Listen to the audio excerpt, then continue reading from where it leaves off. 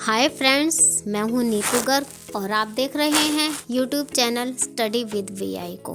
तो सबसे पहले समस्त देशवासियों को स्टडी विद वीआई की पूरी टीम की ओर से गणतंत्र दिवस की अनेकों शुभकामनाएं। फ्रेंड्स, आज समूचा भारत अपना 74वां गणतंत्र दिवस बड़ी ही धूमधाम से मना रहा है। गणतंत्र दिवस के बीते 73 वर्षों में देश के कुछ संकल्पवान लोगों ने जो प्रगति की है, उन्हीं से प्रेरणा लेकर देश की युवा शक्ति ने देश के विकास में अपना योगदान दिया। गणतंत्र दिवस एक ऐसा दिवस है जिसके लिए समस्त लाखों देशभक्तों ने अपनी जान की कुर्बानी दी और हमारे संविधान निर्माताओं ने अपनी निष्ठा से हमें पूर्ण स्वतंत्रता देने का काम किया। परंतु किसी भी आंदोलन को बढ़ावा देने और उसे जनता तक पहुंचाने के लिए आवश्यकता होती है नारे, रंग और एक सशक्त नेता की, जिसके नीचे सभी एक साथ आ सकें। अर्थात मैं यहाँ सभी का ध्यान आकर्षित करना चाहूँगी भारत के तिरंगे की ओर, जिसकी छत्र छाया में हम सभी चैन की सांस ले रहे हैं।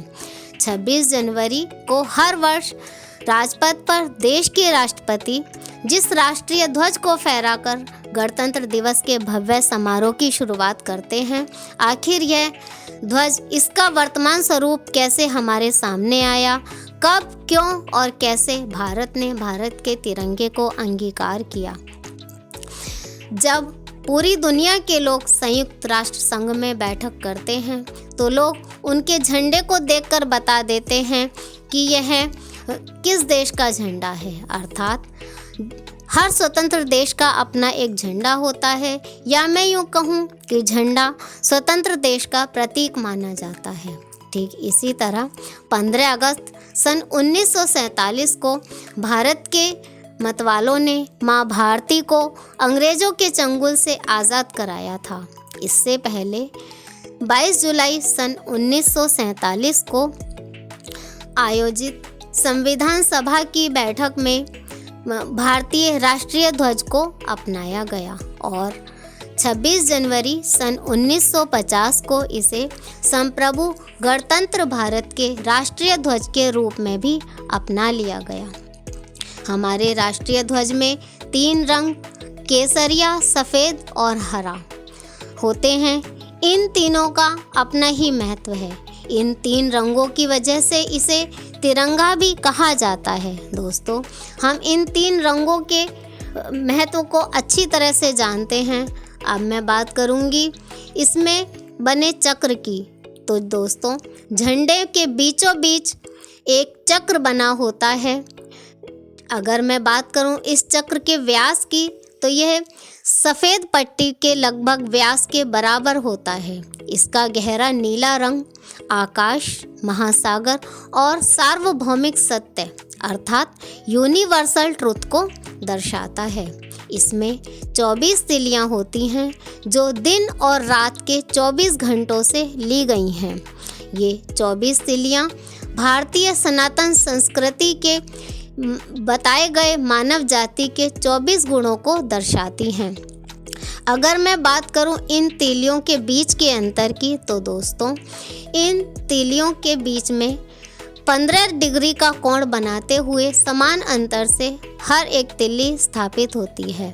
अगर इन तिल्लियों के 24 गुणों की बात करें तो घड़ी की सुई के घूमने की दिशा में, अर्थात जहां घड़ी में 12 की सुई स्थापित होती है, क्रमशः संयम, आरोग्य, शांति, शील, त्याग, क्षमता, सेवा, मैत्री, प्रेम, बंधुत्व, संगठन, कल्याण, अधिकार, कर्तव्य, सहकार्य, समानता, न्याय, नीति, अर्थ,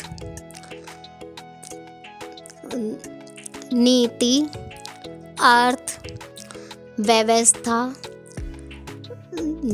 न्याय,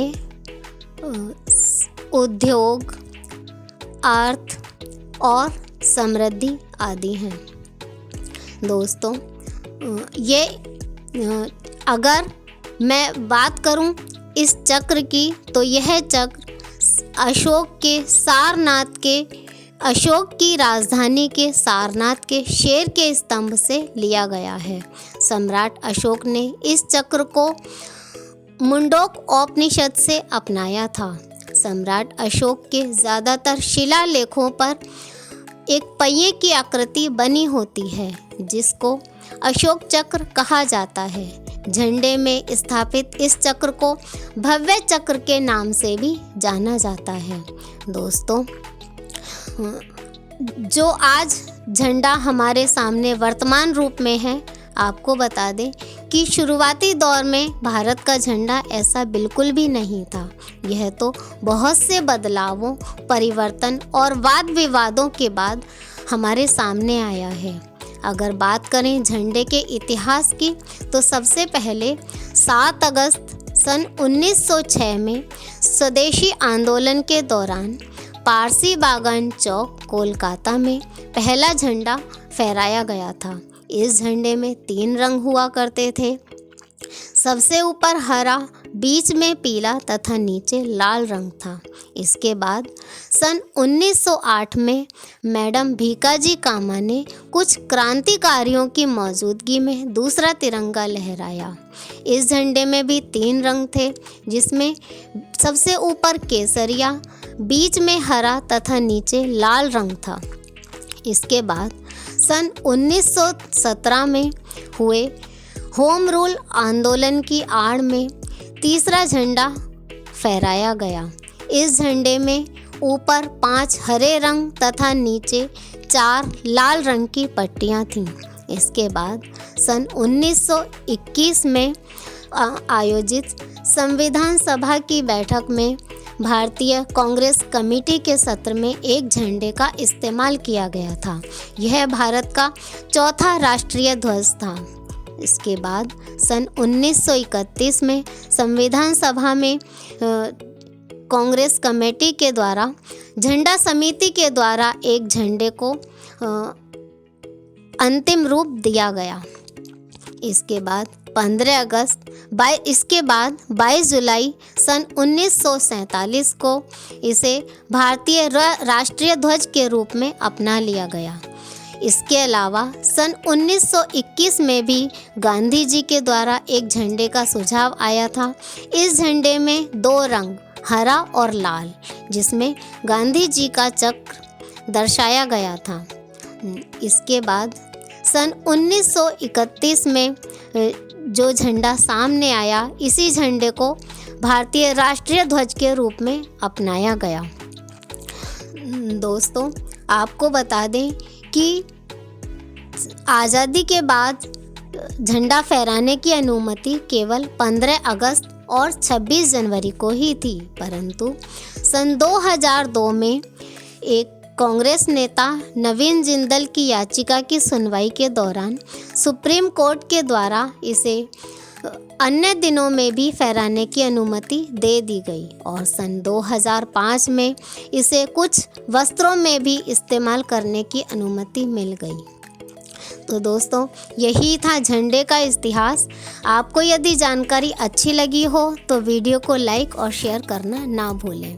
और अब अंत में कुछ देश के गद्दारों को देश में दंगा फैलाने वालों से कुछ निवेदन करते हुए मैं कहना चाहूँगी कि चैन और अमन का देश है मेरा, यहाँ तो दंगा रहने दो। चैन और अमन का देश है मेरा, यहाँ तो दंगा रहने दो। लाल हरे में मत बांटो इसे, लाल हरे में मत बांटो इसे। शाने तिरंगा रहने दो, शाने तिरंगा रहने दो। जय हिंद,